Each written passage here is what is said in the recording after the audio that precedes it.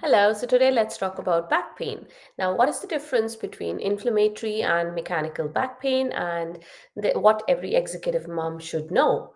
Now, in today's video, we are going to talk about this broad categorization of back pains, which is inflammatory and mechanical. Of course, there are lots of ways to categorize back pain, but this is a common one, and you might hear your doctor or your healthcare professional talk about mechanical back pain or inflammatory back pain. And if you're wondering what that is, let's explore more about that in this video. Now, before we get into the topic for today, for those of you who don't know me, my name is Swati. I'm an executive mom power coach. I help moms of younger kids who work in high stress executive jobs to manage their spinal, that is back and neck, and nerve pain despite low energy levels and brain fog or low focus and concentration levels. Now, I do all of this by giving you easy exercises, some lifestyle modifications, tips, and tricks that have helped me in my own joint and nerve pain and adrenal fatigue journey. By adrenal fatigue, I mean low energy levels and brain fog or mom brain, as we often call it. Now, I do all of this without taking away a big chunk of your time because, hey, we're moms, we're busy people, right? So let's get back into the topic for today, which is what is the difference between inflammatory and mechanical back pain? And this is a guide for all executive moms. And to be honest, if you have mechanical or back pain, this would be helpful for you as well. Once you know the difference between the two conditions, you will know where your back pain is originating from. You can be a more active participant in your healthcare plan with your doctor or your physical therapist or your healthcare professional. Now, what exactly is happening when you talk about inflammatory or mechanical back pain? Now, back pain is very common nowadays, especially for busy executive moms, because sometimes we tend to neglect our aches and pains and push them in the background, or even if we are aware of them, it's difficult to address them head on, despite because of our hectic schedules. Now, as I said earlier, there are many ways of classifying back pain, and inflammatory and mechanical back pains are the two very, very broad categories of back pain. Now, let's look into inflammatory back pain. Now, inflammatory back pain can be caused by some common conditions such as ankylosing spondylitis or arthritis, or anywhere where there is inflammation in the spine, and in this case, specifically in your lower back or your lumbar spine.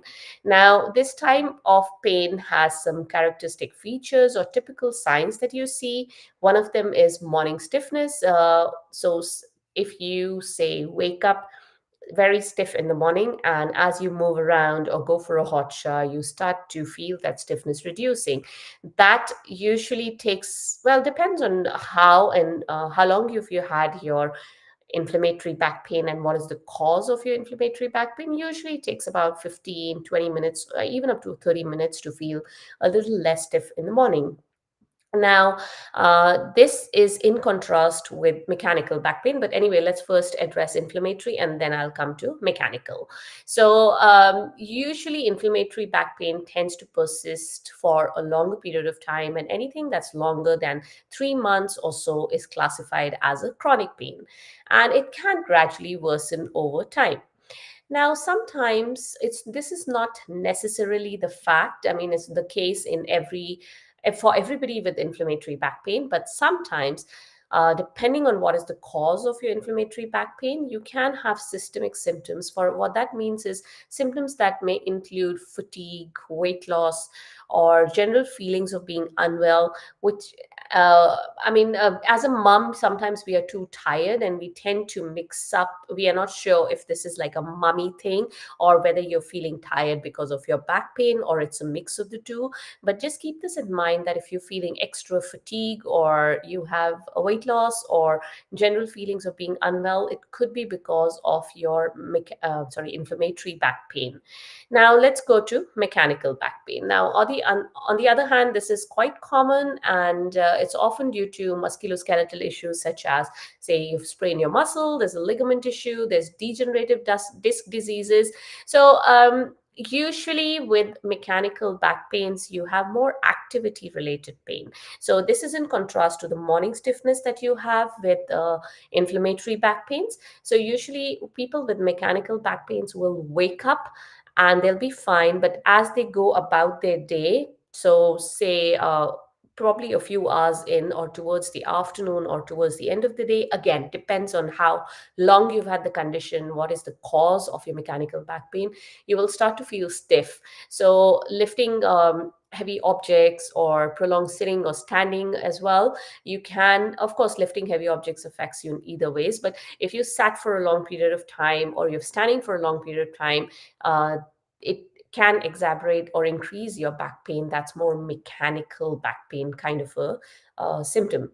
So mechanical back pain tends to be more localized in the back and the bottom, and even if it does cross over, usually it will not go beyond the knee. So what that means is, for example, inflammatory back pain, when it causes nerve pain, it, like sciatica, it can go from your back to your bottom, to down the thigh, leg, and into the foot. But if it's a mechanical kind of pain, it tends to be above the knee, or mostly in your back and bottom area.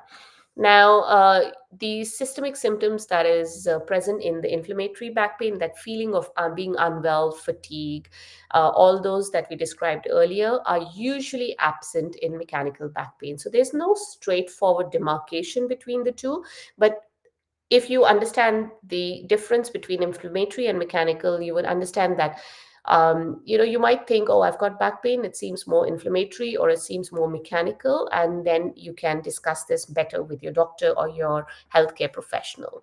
Now, let me just very quickly give you an example. If you have inflammatory back pain, maybe you wake up with in the morning with intense stiffness in the lower back that lasts for over an hour. You go for your shower, you move around, you do some exercises in bed, you feel slightly better despite having a busy day ahead of you, right? And you may find that you get this occasional fatigue, and you probably, you're feeling unwell through the day. This is more inflammatory. On the other hand, if you experience you do not experience morning stiffness, but as you go about your day, you start to feel really tired. You feel back pain when you are lifting your toddler, you're sitting for long, you're standing for long, at work you've got meetings, or you're sitting because you're traveling for work, or you're standing because of some social commitments, or social functions at work. You'd feel that back pain coming on. And of course, then pain worsens with physical activity, but it subsides with rest. But you do not feel the fatigue or the unwell kind of feeling with mechanical back pain. So that was to give you an example of both the kinds of back pain. Now, if you are not sure what is the source of your back pain, what is the cause of your back pain, I have a free guide, which is what is the cause of your back pain, which takes you through the different common conditions that cause back pain. Of course, this is not classified as inflammatory or mechanical, but I can help you out with that if you want. You can contact me for that. But if you are looking for you have back pain, you're looking for the cause of back pain, there are a couple of common conditions in that guide that'll take you through step by step. Do you have, say, sign 1, 2, 3, 4? Then probably you have a disc issue. If you have, say, A, B, C, D, these signs, you have a stenosis problem, etc. So it's a very generic guide, but it's been useful for those who've used it. So what I've done is I have written a blog on the same topic, as what is the difference between inflammatory and mechanical back pain.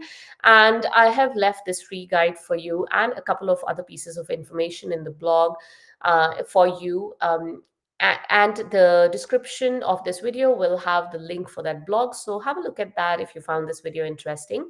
If you're watching me on Instagram, the link to the blog will be in my bio. And if you cannot find it, do let me know and I'll be happy to help you find it. Alrighty, I will see you guys next time. If you have any questions, any comments, do let me know. I'll be happy to answer them for you.